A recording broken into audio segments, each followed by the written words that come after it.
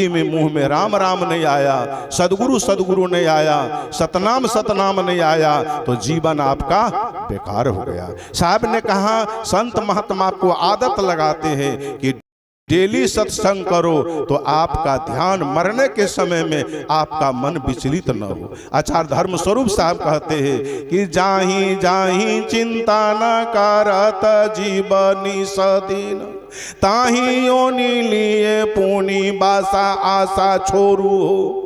मरने के समय में जीव का जैसा चिंतन मनन होता है उसी योनि को जीव प्राप्त करता है। जाकी सुरती लगी है जहमा, कहीं कबीर सो पहुंचेगी तहमा।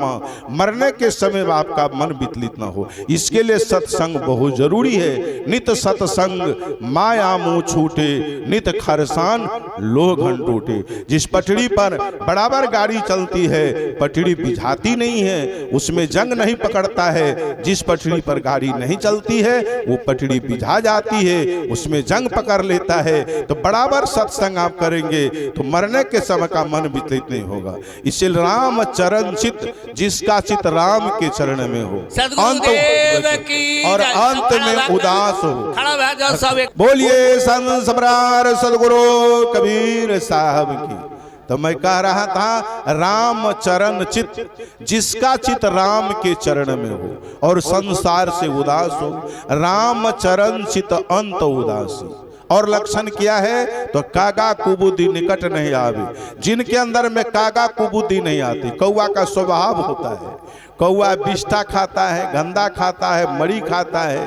कौवा की बोली भी अच्छी नहीं होती है। कौवा गाय के देह पर बैठ जाता है, गाय को खोद देता है। भैंस के देह पर बैठ जाता है, भैंस को खोद देता है। बैल के देह पर बैठता है, खोद देता है। ऐसी बुद्धि आपके अंदर नहीं आवे। साहब कहते हैं कागा कुबुद्धि निकट नहीं आवे, अब प्रतिदिन हंसा दर्शन पावे। नीर छीर का करे निबेरा, कहीं कबीर सोई जन मेरा। जो नीर और छीर का निर्णय करता हो, सत असत का निर्णय करता हो, साहब कहते वही जन मेरा जन है। मेरा 1 मिनट समय अभी